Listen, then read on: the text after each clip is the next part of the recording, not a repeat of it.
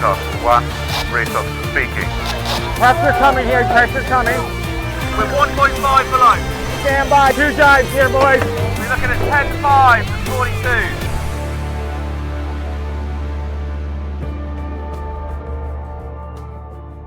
Hey team, thanks for joining us for another podcast. If you listened to the last edition, then I'm sure you were following Francois Gabard and his giant all-team machine Massif in the Fastnet race. In the end, it was a full-on match race between them and Chaitana all the way to Plymouth. A crazy 45 seconds between them in the end. Gabard just pipped at the post by the new duo of Camas and Caudrelier, who wiped another 4 hours off the race record. It was so exciting, and I can't wait to see a lot more of the old teams. Thank you also for your feedback on Gabard. He really is the real deal, and please keep it coming and also rate the pods on iTunes. It makes a difference. Cowes is having a stellar summer. The offshore stars may have left, but everyone here is now watching the SailGP teams ripping around the Solent at obscene speeds in preparation for the penultimate event here in Cowes. And to preview the event, we had a chat with Chris Draper. Chris hails from the Olympic world. He's a 49er medalist and is currently the CEO and onboard wing trimmer of the British SailGP team. And you'll hear, he's pretty honest about how the circuit works and the challenges of running a team. If you want a glimpse inside the SailGP world, it's a great listen. But it's not just SailGP chat. Chris has been in 3 America's Cup teams in the past 2 America's Cups. He's been at the sharp end of our sport's foiling revolution. And he gives us a very candid look at what it's like fighting for the oldest trophy in world sport. It's a real eye-opener. Here is the hour I spent with Chris Draper.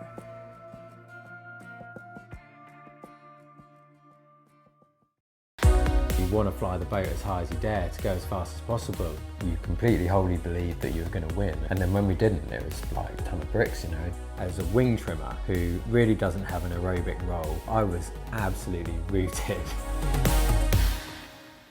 Well, Chris, massive thanks for joining me. And we're in Cowes. SailGP is about to kick off. There's much hype, isn't there? Not just here on the island, but for the event, but also for the home team. I mean, how much are you looking forward to racing in front of the British fan?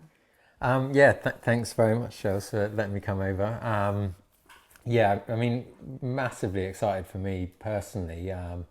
Obviously, enormously excited for the team that we've built, that I'm really, really proud of and love being a part of. And, you know, for me personally, getting to race for Britain again after spending a long time racing for Luna Rossa with the America's Cup and then with SoftBank, all of which is, you know, enormous honours and great to be a part of those teams. But it's just so nice to race for Britain again. It's been since the Olympics, you know, really, since I got to do that on my last year's Olympic campaigning. So it's really cool to get to do that again. I mean, it could be an incredible event. I mean, we both know the racetrack right off the green here in Cowes is not for the faint-hearted, is it? I mean, there's massive tide, rocks, there's always a load of traffic. As you're approaching the event, you know, are you excited, or is there a slight nervousness, slight trepidation? Yeah, I mean, there's obviously the trepidation there and nervousness, but you know, after sailing the boats in Sydney Harbour when we first started sailing them, I mean, that place was a nightmare sailing them because there's just so much traffic. And it literally was in like our first couple of days, you know. I think it was day 4 was our first day in Sydney for the team. And so the Solent's got quite wide open space, but there's a lot of sandbanks, you know. We draw kind of 3.5, 4 metres. We need a good bit of water. But there is good bits of space, and it's going to be nice to a little bit more like, assuming we get some nice breeze, a lot more like San Francisco, where we can open the boats up, do some really good manoeuvring, you know, string together 5, 6 tacks, string together 5 jibes and so on, and that, you know, you just learn so much quicker when you have that space to manoeuvre. The local factor is definitely, I mean, Joe and I have talked about it quite a bit, and with Dylan and Stu obviously, and I think unfortunately, but you know, they're also good at it, like the Winning Tides books and things like that. You know, those guys, there's such good data there for people to find out about that. I don't think the home advantage is going to be enormous in terms of local knowledge. You know, the courses were constrained by 0.7 of a mile of boundary. You can't get much leverage off to the sides, but I think the biggest advantage really for us coming into the event, if we play it correctly, is you know, that home crowd asset, and as long as we see that as something to take pride in our performance and do that well, rather than it making us nervous, then I think that we could have a really great event. And yeah, that's what we need to do, really. We saw, didn't we, in the last event in New York, how quickly things could go wrong. You know, you claimed the dubious title of being the first team to capsize one of these F50s. I mean, it happened in an instant, before racing, before the broadcast. And, you know, even commentating on it, it feels tense all the time. You know, how on the edge does it feel from on the boat?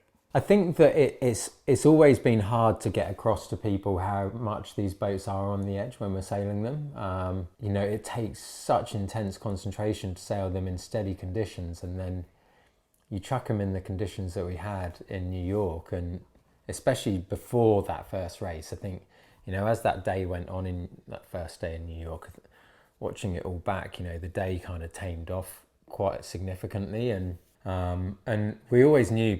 I mean, it's like taking a Formula One car and racing them around a car park. You know, it was extreme conditions, and just before we capsized, you know, we'd had a discussion that literally went along the lines of, someone's going to not get around the course today, and let's look after the boat and take it really steady.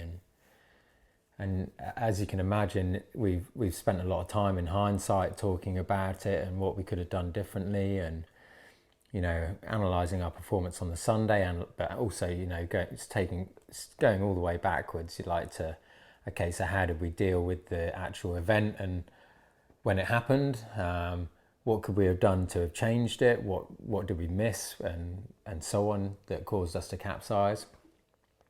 But also, you know, how did we react to it? You know, how could we have come out better on the second day? You know, recognise the achievement of the shore team to get the boat back out on the water, and the sailing team to help make that happen. But also, how could we have performed better on the Saturday, rather? Because at the end of the day, we didn't really sail very well on the second day, and I think that was a lot of that was nerves and tiredness after the actual thing happening. So yeah. How do you? I mean, what was the takeaway from that capsize? How do you avoid that kind of moment?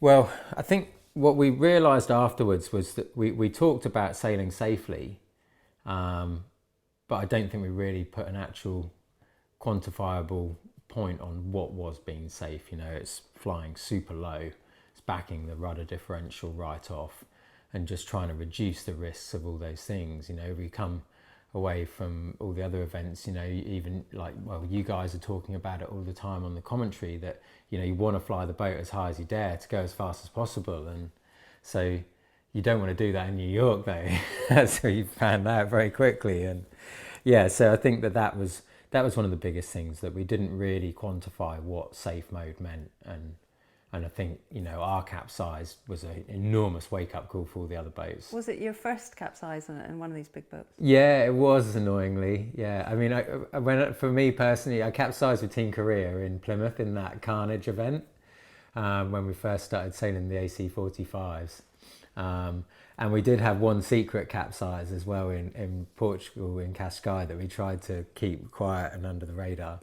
But so I capsized twice in the AC45s, but that was, the first time in one of these boats, and a bit of a shame. But it was good in hindsight that it happened, and we've got it out of the way, and I'm sure it was going to happen to someone else again. You know, so many people have come so close and been so lucky not to. It was just so irritating that it happened on a race day.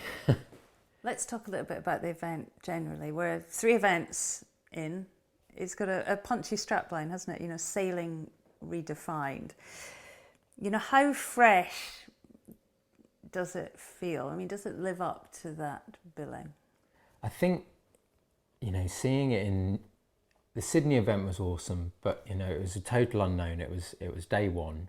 The racing was obviously out in the middle of Sydney Harbour, but the amount of spectators that turned up was incredible. Like, that was like, wow, this does have some serious weight.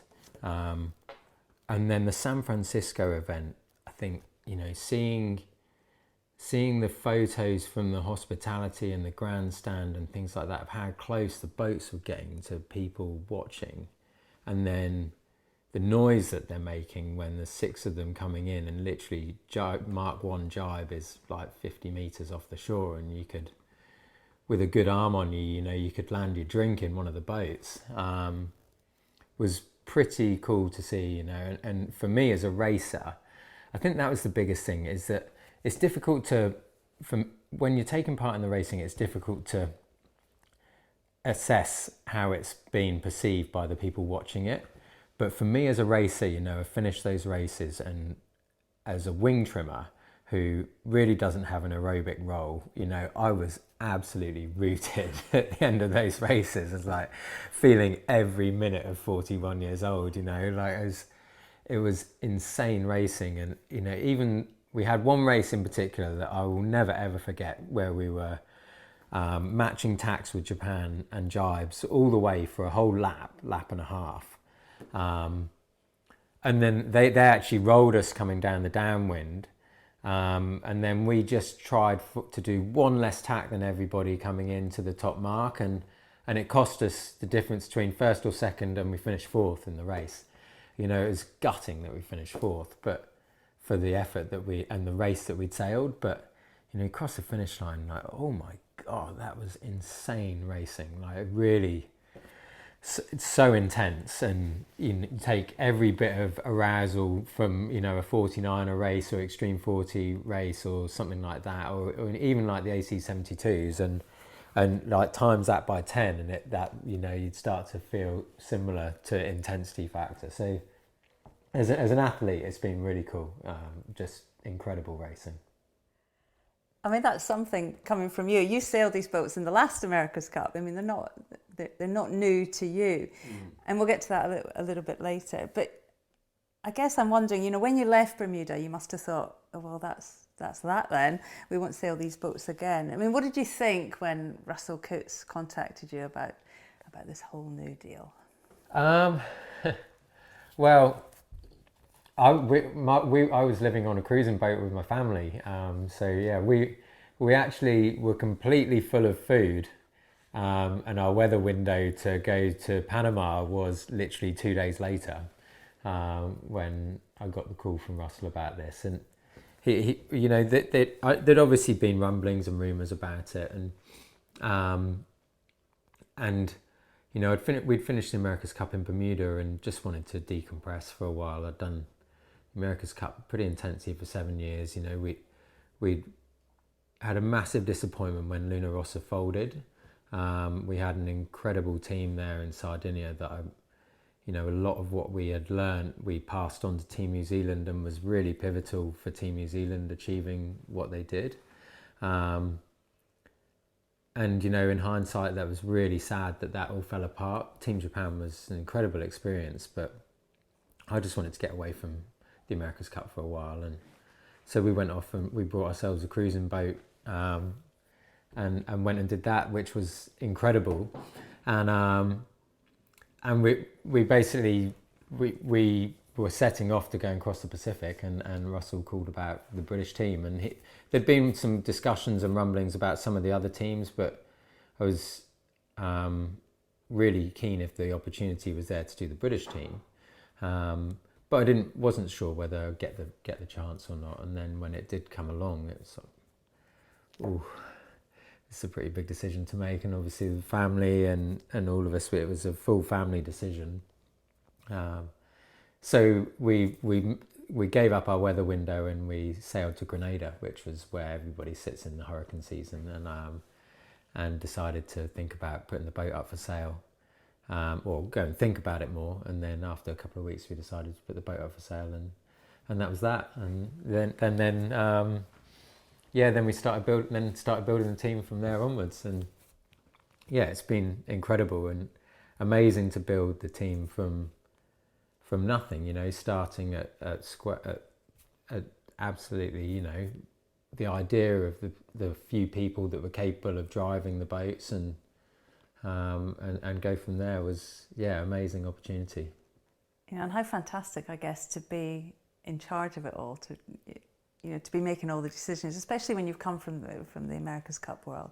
I mean, let's talk generally a little bit about your team and the whole setup. I mean, you're the CEO. Dylan Fletcher is driving. You know, just explain perhaps how your team, the British team, operates and works.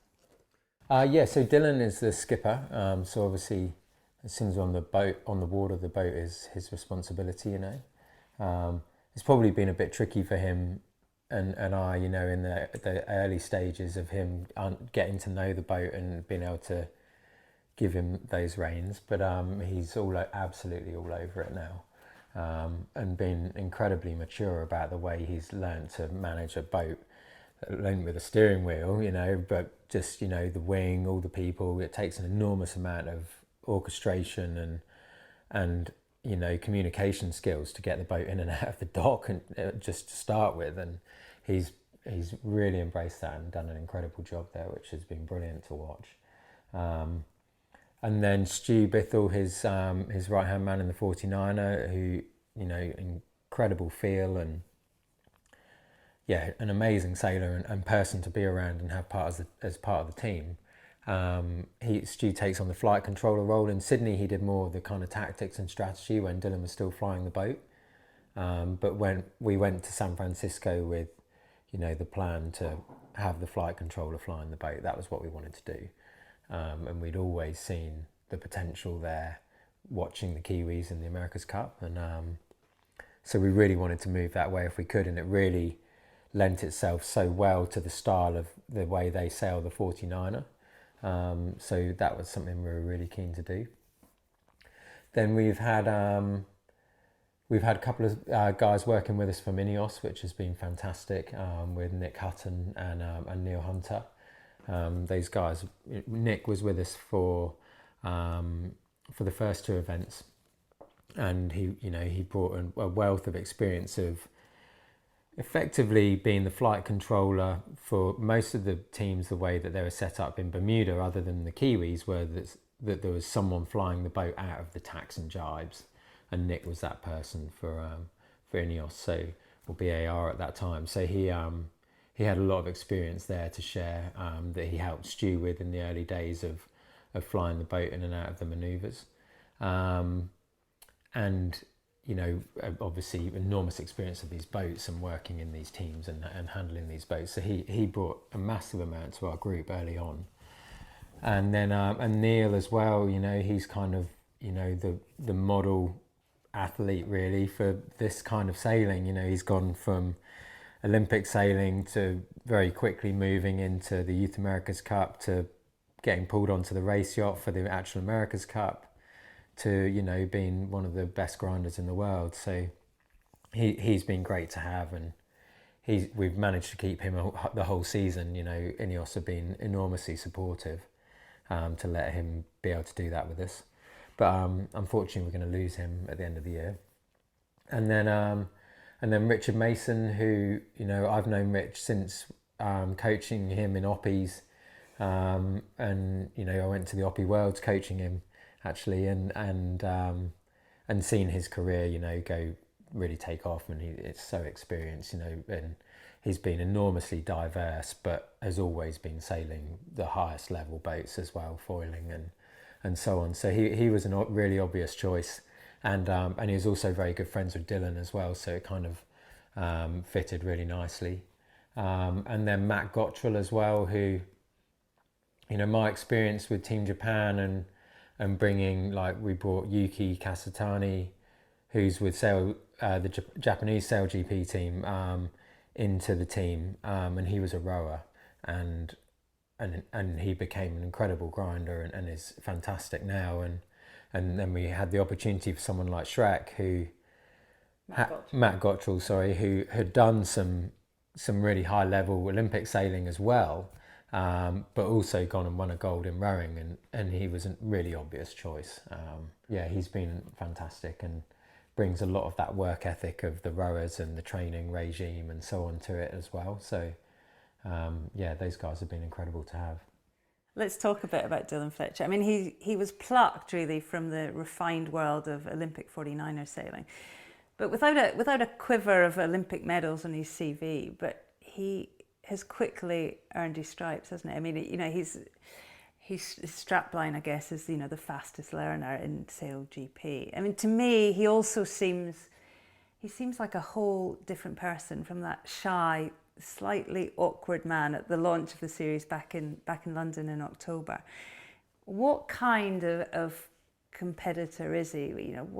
What's his main attributes? And I guess what did both you and Russell Coutts see in him that convinced you he was right for the job?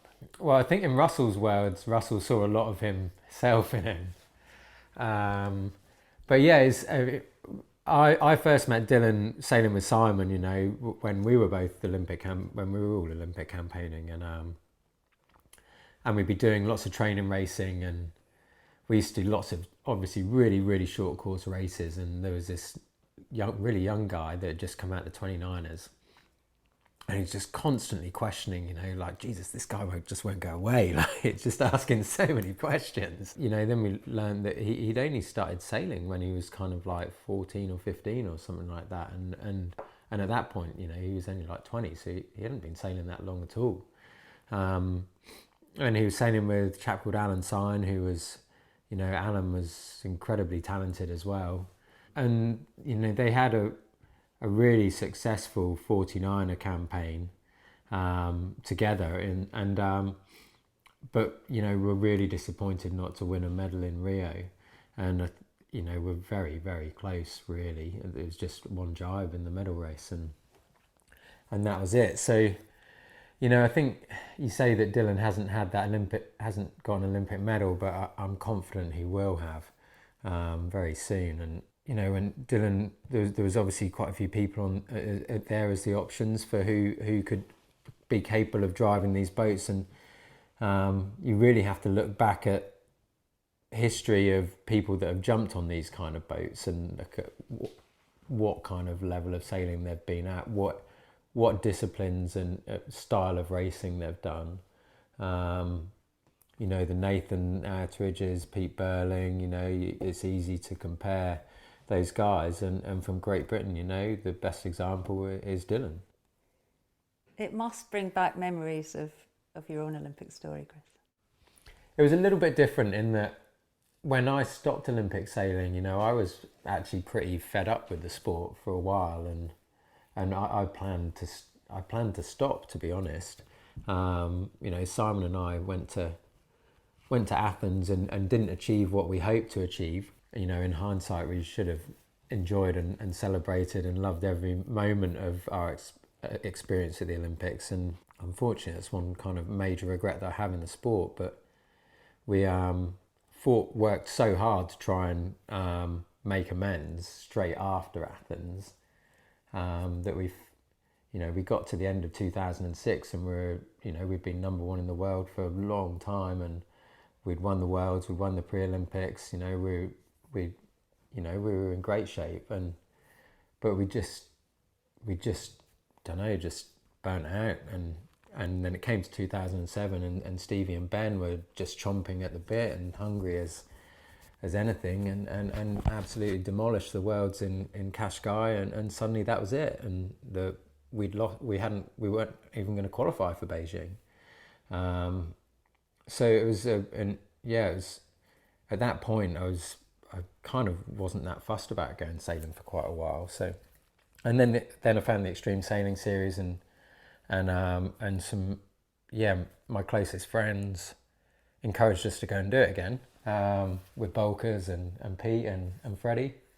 We'll get to the extremes in a second, but we were obviously in the same team at Athens, and I have a really clear memory of you there. I mean, it was more than disappointment. It was almost like heartbreak, and I remember we didn't know, not knowing what to say or what to do, which is common, isn't it? Because that it has meant that it has meant so much. Yeah. I mean, it probably felt like it hit you hard. Yeah, it did. It was interesting because I think, you know, I did a lot of stuff on the sport. Sorry, but again, I've never really thought about Athens that much. But yeah, I think we did a lot of stuff on the sports psychology side and the build up, and from 2000 onwards, really, that I think was massively powerful.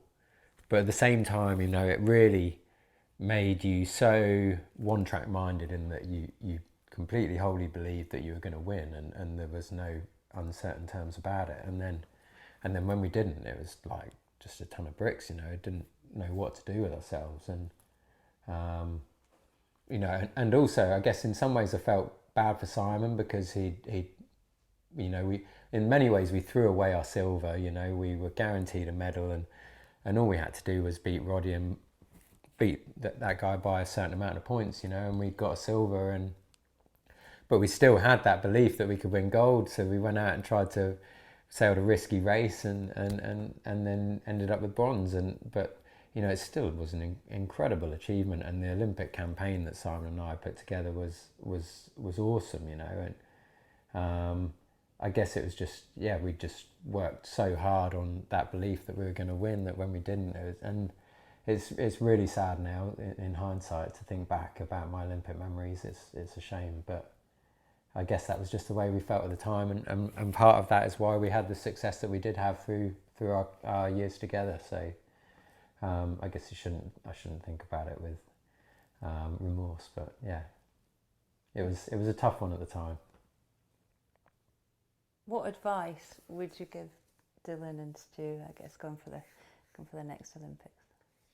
I think for me, I think one of the biggest things for me, and I mean, you've obviously done a bunch of them, so and I think the Olympics is one of Simon and I's biggest things that we try to do is try and treat every event like it was the same, and never kind of put a specific race even on a pedestal. You know, the final race of the Olympics, we tried to treat the same as the first race of qualifying, but I think the reality is that the enormity of the Olympics is so huge that it is impossible to treat it like another event.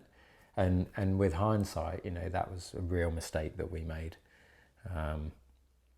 Just went there trying to keep heads down and almost bury your head and not enjoy the Olympic occasion, and not get every bit out of it and really embrace it. And I think if you go there with that attitude, I think it can be a really fun experience while you're having success, and I think we just didn't quite get the balance right there. So I think that would be the biggest thing.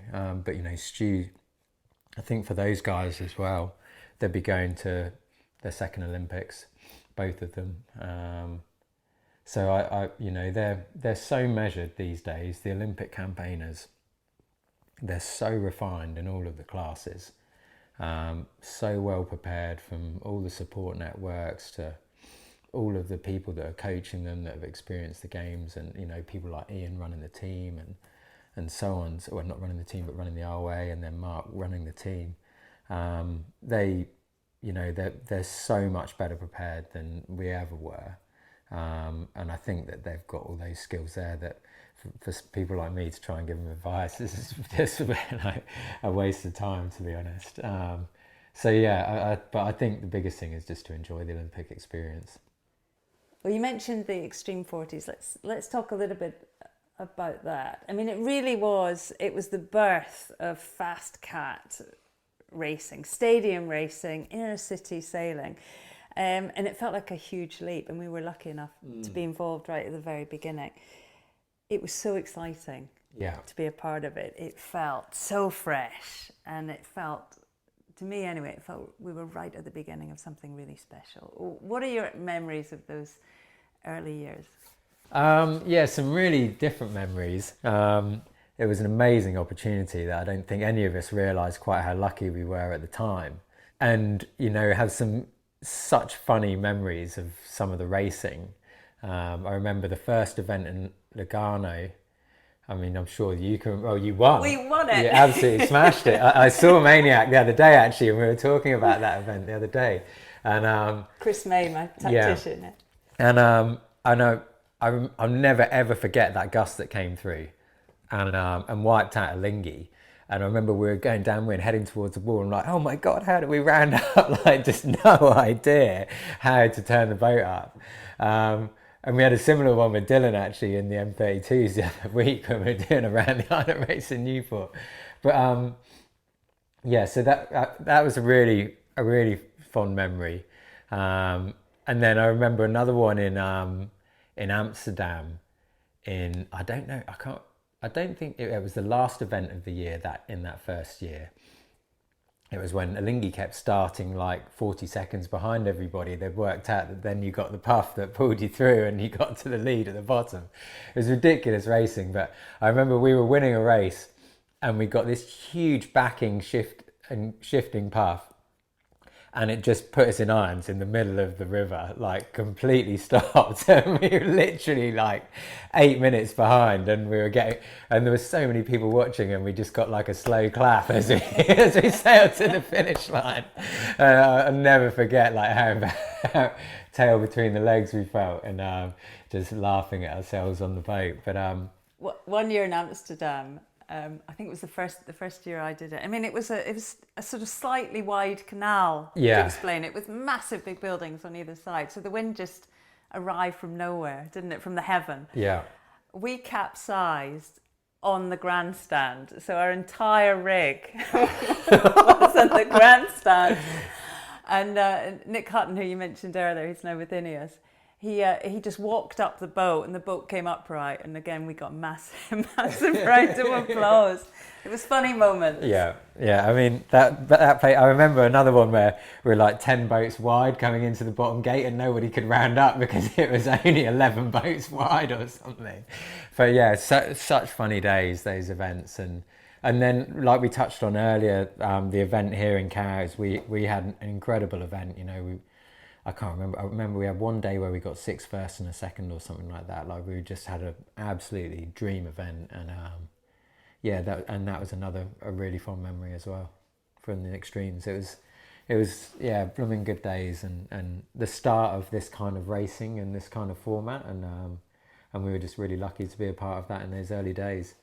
I don't know about you, but for me it certainly felt like it was right on the edge. I mean, looking back, we'd no helmets. There was very little safety kit. There was no little bottles of oxygen and knives and tramp cutters. There was none of all that. We just all assumed, I guess, that it would be all right. Yeah, and we sailed them 4 up. 4 up. I remember you had to manoeuvre the guest around to where you were sat when you wanted to bear away to get them right on the back. Like, it was full on. It's come a long way, I guess. Yeah, definitely. The belief that you could actually do it in a boat that big was a bit of an unknown. You just pin it off at a certain rake, and you knew that if you went over a certain boat speed, you were just going to have the biggest crash going. Earlier in this podcast series, we spoke to Nathan Outridge, and he talked about his transition to the world of the America's Cup. You know, a gold medal in the London Games. They were all ringing him up. I mean, he couldn't believe it. He hardly knew who those people were. And I suppose I always think that's a really fascinating leap, isn't it? You know, getting that big break into the cup world. For you, though, I guess it was partly the Extreme 40s. I mean, it was an amazing launch pad into a whole new era of the cup. Great exposure for you, spotted by Prada, you know, one of the biggest teams in the cup with huge expectations. You know, looking back, you know, how did that happen? And what did it feel like to be, you know, sitting in the base in Cagliari in your Prada gear? Yeah, the Prada clothes, but that wasn't quite my bag, to be honest. But yeah, it was some nice gear. I think in many ways, you know, and in talks about the America's Cup and so on, you know, I've often said that I felt so fortunate with timing, with how things went when it moved. You know, I got the opportunity partly through Bart and Ian. Ian and, Percy. Yeah, and obviously through Ben Ainsley as well, to go and do an event with Team Origin down in New Zealand when we were getting ready for the 2009 season with the Americas, with the Extreme Sailing Series. And it was just my first little dip of the toe, and I thought, wow, I'd actually really like to get involved in this. And then shortly afterwards, we went back to Oman to get ready for the Extreme Sailing Series, and then we watched Oracle win the cup, all sat together in Oman, and realised that probably meant it was going to go into catamarans. So it was like, wow. So I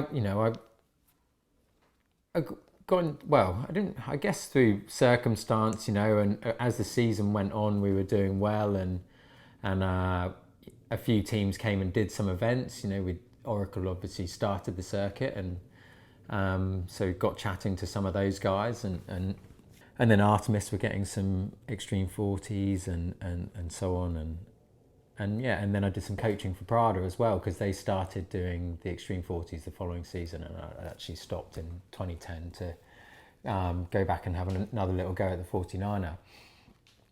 And during that time, I decided, there was some potential opportunities there with the Cup, but I said to all those people, I'm going to go and have a go for London in the 49er with Peter Greenhalgh, and we went and gave that a nudge, and had some really good success. We won the Europeans, and we're going well, but as per usual, there's a super deep 49er fleet.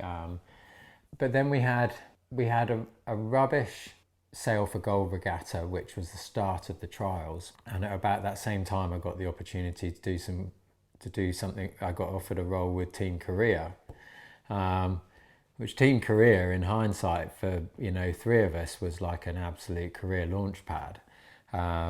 So I sat down with Peter and talked about it, and there was a bit of uncertainty whether I believed that we could have gone to London and won a medal, but there was this opportunity that I wasn't sure I could ignore. And so, to cut a long story short, I went and got the chance with Team Korea, and it went really well.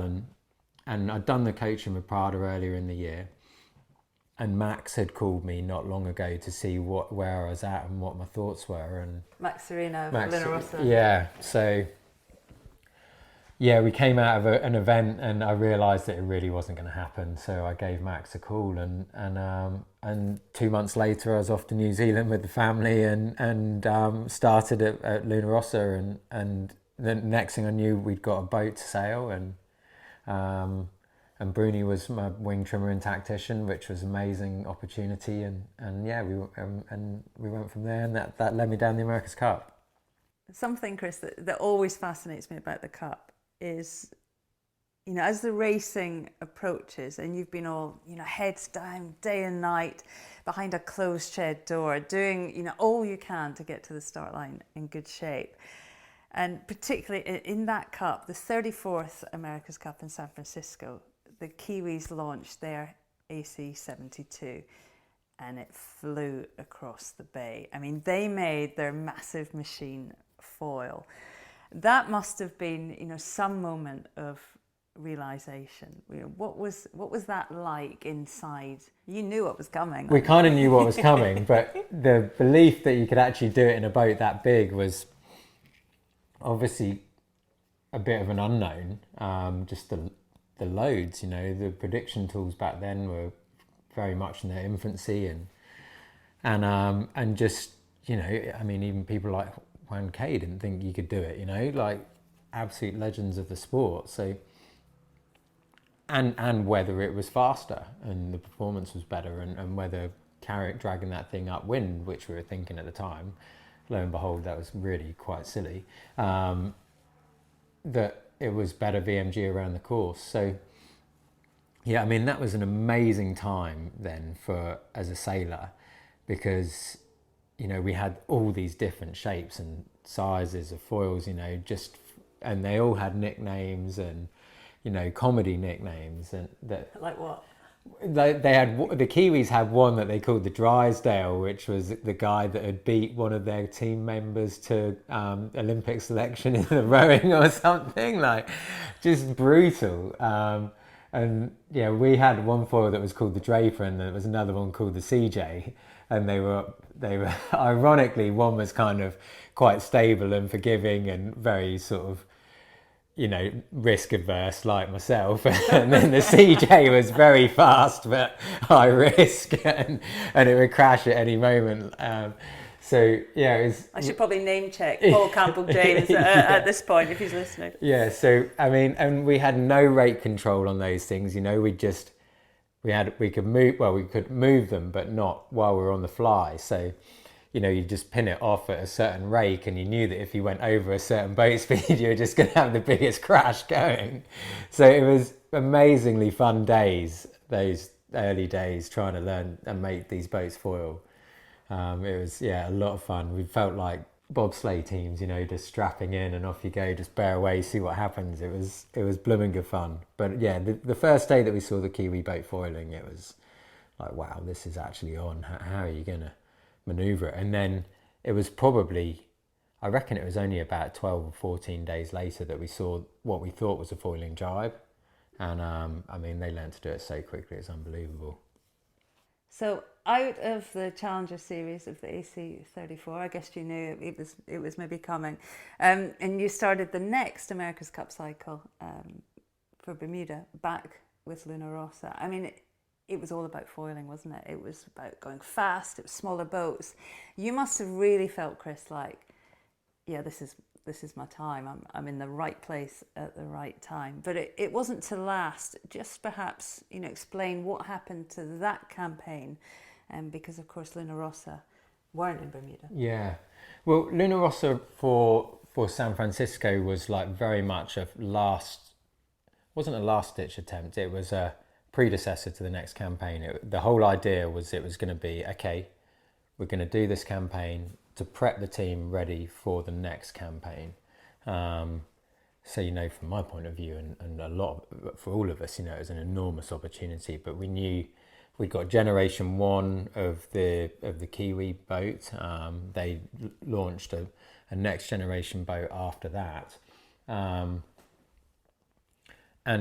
but we knew that as the case, and it was about doing the best with what we had and being ready to hot-foot it into the next cycle as quick as we could with what was going to be the AC62 for that next campaign. So, the Cup finished in September, and by January I was moving to Cagliari in Sardinia to start with Luna Rossa, and by April we were 110 strong and working seriously hard, like full time. 110 people flat out. It was like all guns blazing, massive new base in Sardinia, and incredible design team, like Marcelino Botin, all those guys, then Mario Caponetto and all those guys that had come from Oracle, Martin Fishers of the world.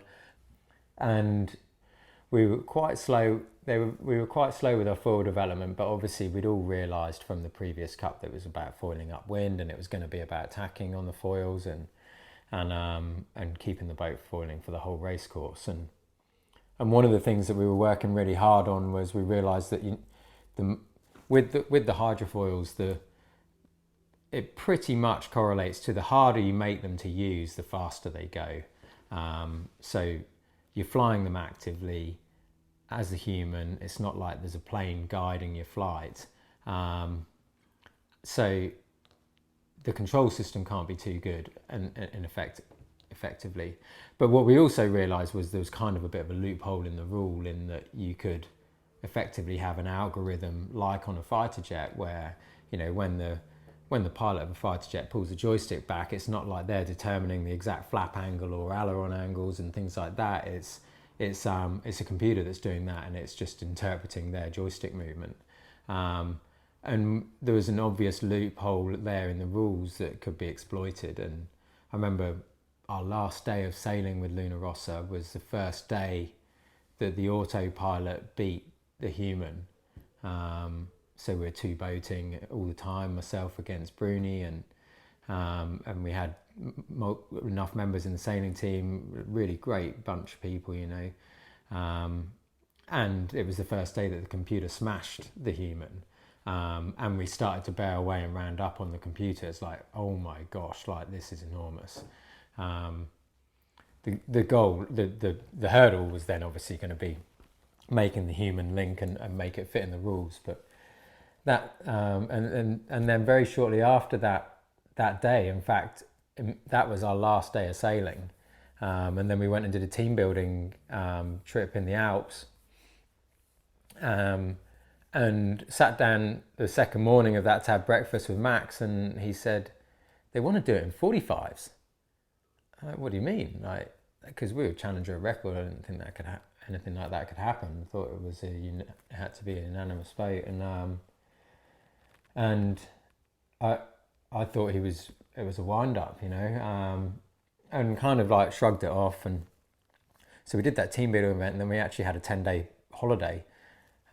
And then we got back to Sardinia, and I'd actually gone for a surf because we'd been given the afternoon a break in the afternoon, and just got in from a really, really good surf. Actually, it was absolutely fizzing after it, and to a call from PG, Pierluigi De Felice, who's with the team, and he was like, "You need to get here fast. People are crying. There's like it's all going off. Nobody knows what's happening." And yeah, sure enough, they'd made that decision to go with the what became the AC50. At that point, it was going to be an AC45, and you know, we'd invested 25 million into the build of an AC62, and Patrizio was fed up, and in many ways, understandably, obviously, really disappointingly for us that we're all part of that team, he decided he was fed up and he didn't want anything to do with it. So yeah, so that decision was made. Which was really sad. There was a lot of people. Luna Rossa's kind of, for anybody that's been involved in it, you know, it's very much a family, and yeah, so it was sad. Yeah, it was tough. Tough times, but Chris, your stock was high, and you did end up in Bermuda this time with SoftBank Team Japan and with Dean Barker fronting that. I mean, how much of a relief, I guess, was it that you got that call? Yeah. I mean, it was obviously, you know, as you can imagine, all of us we tried to cling on to the hope that Luna Rossa might rethink their decision. But Patrizio's not the kind of person that makes decisions lightly, and if he's made a decision, that's it, you know, and in the back of my mind, that was kind of the case. And I actually went into Max, you know, about 3 or 4 days later. I'm like, we've done so much work, you know, we've been sailing 45s for a year, you know, we're crushing this campaign. But he was like, we can't disrespect Patrizio's decision. So I got in touch with, you know, obviously the other teams knew that this was the case, and obviously all the other teams knew there was going to be people coming out of Luna Rossa that had been working hard for the previous cycle and this one, so, and had learnt a lot. So yeah, there was quite a few opportunities there, and Dean I'd got to know through our time with Luna Rossa in New Zealand, and I really liked the opportunity that was there, and it was, you know, I got the opportunity to sail on the boat to go with SoftBank, and that was a big draw, and it was incredible, and also obviously to go and sail with Dean and the team that he was building, and yeah, it was a great opportunity and an incredible time. Bermuda was an amazing place to go and live as well for a few years. I know you mentioned Dean earlier on, but he's of course leading the team, but he was also the losing helm in the San Francisco Cup. I mean, he lost 9 races on the bounce to the Americans. I mean, you could have forgiven him, couldn't you, for never getting involved again. Did you ever talk to Dean about all of that in that time? Yeah, not really. I mean, it was kind of almost a not discussed subject. You know, there there was a good depth of that team had come from Team New Zealand and that campaign, and it was, you know, we all saw how tough that was, and the emotion of that happening. You know, you watch back the footage, and I remember watching back the footage of it just after actually when I was during my decision making about whether to go with Team Japan, and seeing how brutal that was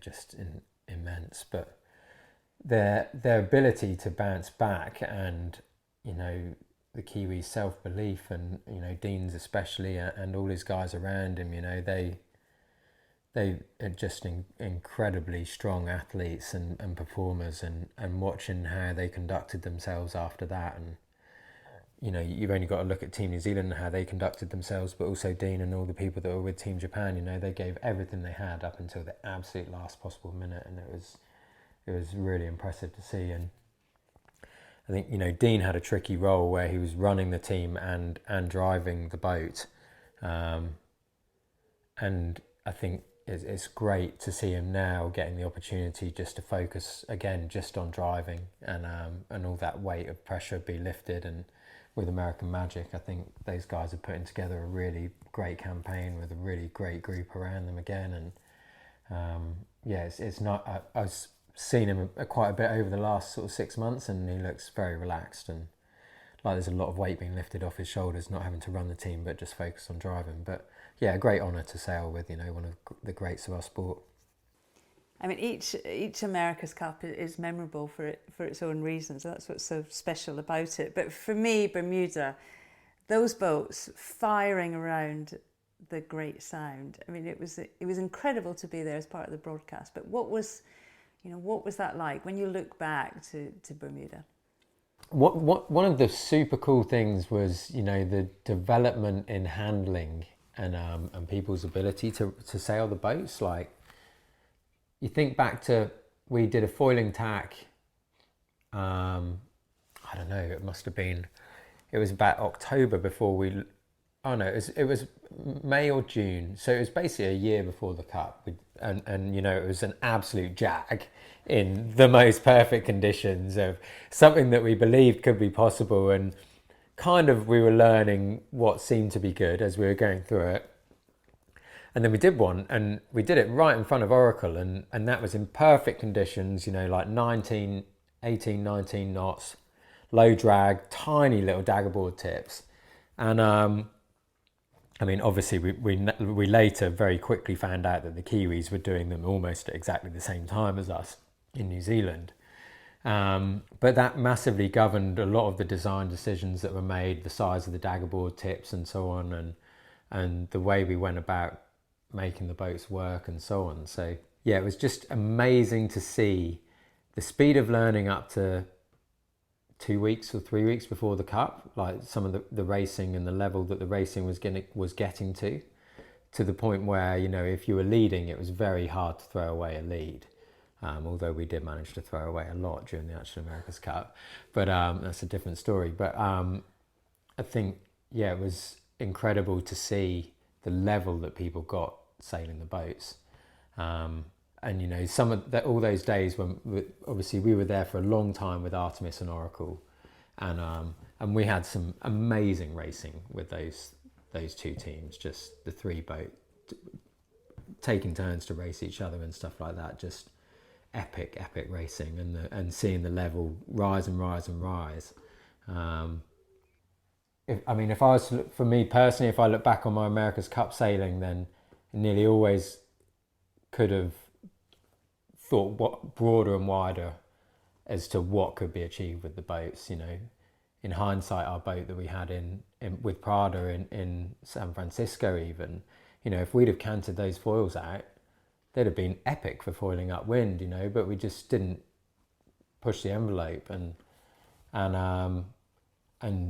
what Team New Zealand did, you know, was just amazing. Like, they just pushed the envelope so hard, it was unbelievable. Literally every area they exploited way harder, pushed pushed every element harder than any other team, and to do that on their own, not there when all the other teams were training together, was just incredible. I remember, Chris, every time I met you in the lead up to Bermuda, you didn't talk about the Cup. You talked about your year afterwards. You're going cruising with H and the kids. And I know you mentioned it earlier in the podcast, but I'm really keen to know, I guess, what the reality of taking a year out on a boat with a young family is. And I know there's plenty sailing enthusiasts will have toyed with the idea, but what does it actually look like? It was, well, H is my wife. Her family have lived on their boat, or her mum and dad have lived on their boat ever since we got married. So 12 years ago, or nearly 13 years ago, they moved on to their cruising boat. And they've been loving every minute of it ever since. And H did a lot of cruising with them when she was tiny too. And it's something that I'd always fancied. And, you know, you do the America's Cup, and, you know, when you're Olympic sailing, you think it's hard work, but I mean, it's not. You do the America's Cup, you know, it's like 60, 70 hour weeks, and it's just relentless, non-stop. And it was long, and by the end of it, I really wanted to just spend some time with my kids that were just growing up so fast, and I was just missing every minute of it, and spend some time with H and just get to enjoy some really nice time together. We just hadn't had it. So to be honest, I was finding the Cup life quite hard, and we decided that we needed to give ourselves something to work towards afterwards, to really push through and do the best we could for the team and for myself and for the family, really. I found a boat. Actually, Paul Campbell James found this boat that I ended up going to look at, and been really looking online at lots of different boats, and then this one turned up in the British Virgin Islands. Like, it's a bit smaller than we'd been thinking, but it was really good shape. And so anyhow, I went there to look at it, and turned up with like 5 surfboards under my arms and 2 or 3 bags, to which the broker took one look and he's like, oh my God, I've got one here. Like, it wasn't as though it was going to be turning around. But it was a really sort of cool experience. We brought the boat from a lovely, lovely couple. So we moved on the boat. We sold lots of stuff in Bermuda, like our furniture and things like that we bought in Bermuda, and moved to the boat with I'd taken all those surfboards, and then we went there with 3 bags and the family, and we got there at like 2 a.m. I think in the end, with these bags and some really knackered kids, and got onto the boat and spent our first night on the boat. And I mean, we got on the boat, and literally within about 2 or 3 days, I realised that I knew absolutely nothing about boats. Having spent my whole life being a sailor, supposedly, the worst day was the day when I realised I didn't know how to service a winch, having been a wing trimmer for like the shore team at Team Japan. Were shocked and appalled, but we learnt to deal with the boat and learnt to homeschool. That was one of the biggest challenges. The early bit was kind of like a honeymoon of being on the boat, like being on holiday, and then we had probably 2 or 3 weeks of cabin fever of me and H multiple times, sell the boat, this is a ridiculous idea, what are we doing? And then that was when it got really amazing after then. And we had some amazing times in St. Bart's, and then we sailed on to Antigua, and that was when we really started to love the cruising. We met some really nice people that were locals in Antigua.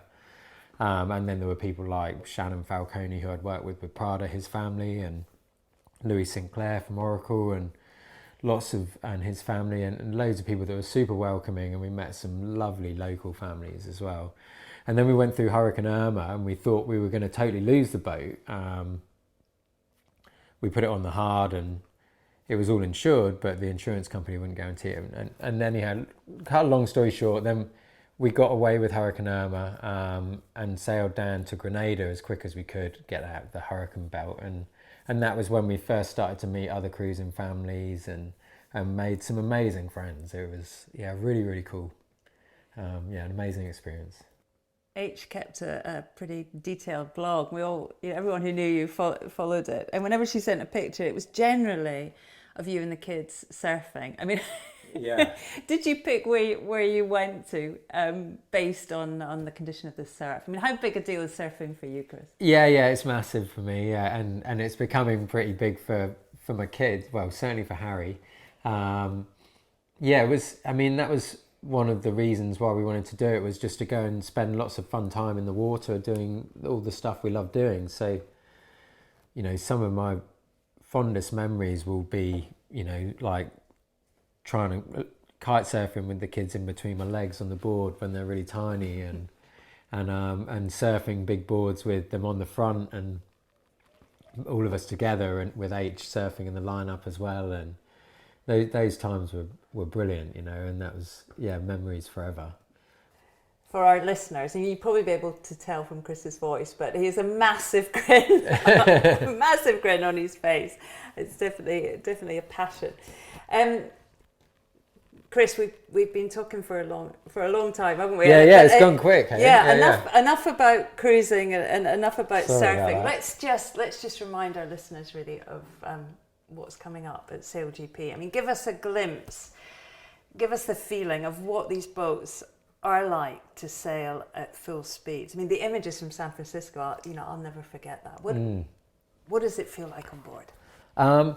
Well, I've done quite a lot of talks recently about it all, and one of the biggest analogies that I've been using is, imagine sitting out of your car window, sitting on the outside of your car window, outside driving with your hand inside at 50 miles an hour, and turning as fast as you can, 90 degrees, and sitting on the outside of that turn, and doing that with water spraying in your face all of the time, and then racing other boats or other cars while you're doing that.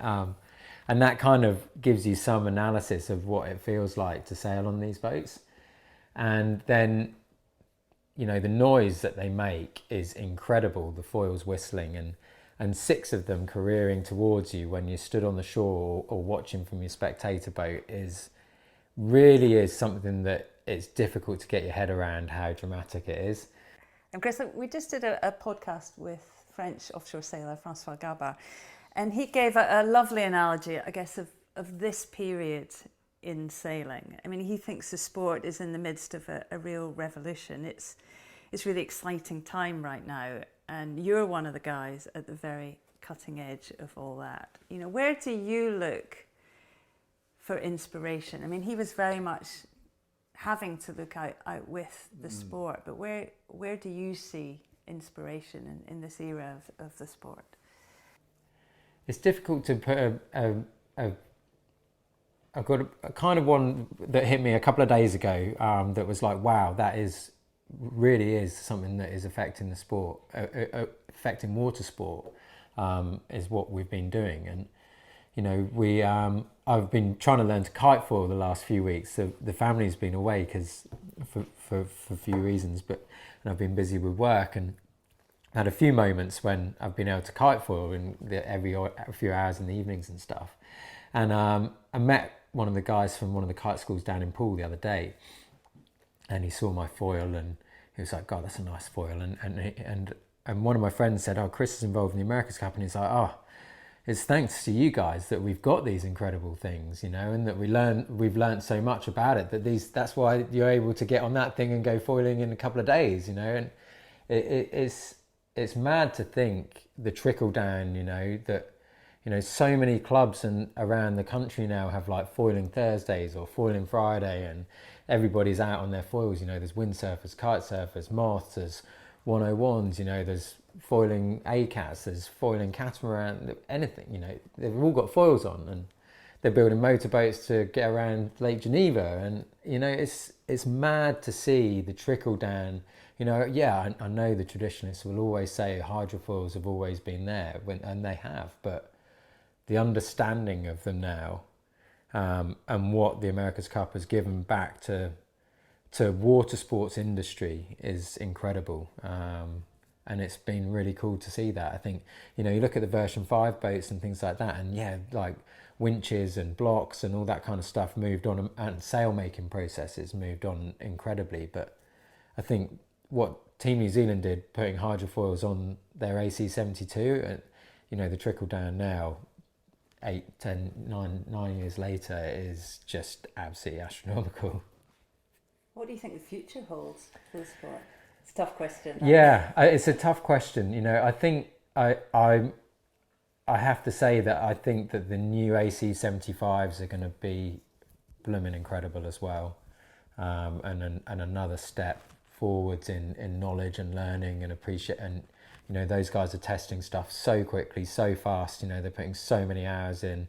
The computer models are it's insane to see. I saw the mule sailing really briefly when I was in Newport not long ago, and American Magic. Yeah, American Magic. But yeah, and wow, just nuts. And you know, whole different dynamic with our boat when we lift with the AC F50s when we lift the dagger boards, the lift doesn't change. But with those things, the dagger board's lifting up sideways, the tips changing angle relative to the water surface. So enormous amount going on. So. And that's going to open whole new horizons again, you know. So it's and that's using flaps, not angle of attack. So there's just the learning is just going to continue, and it's I'm sure there's going to be ride height sensors. I'm sure, you know, there'll be electronic ride height sensors guiding your foil height, and you know, people will be able to jump on a foil board and just go off and be gone. And I'm sure that's the kind of place it's going to go, but. It's a really exciting time for water sports. What about for Chris Draper? What have you got left to achieve? It's the foiling kiting, isn't it? Yeah. You're going to be the new Kai do Lenny. attack on the foiling kite. I don't think I'll be getting anywhere near Kai Lenny. But that's been a really cool new challenge. I've got a new moth coming in next week, which I'm really excited about. And then just trying to, you know, push the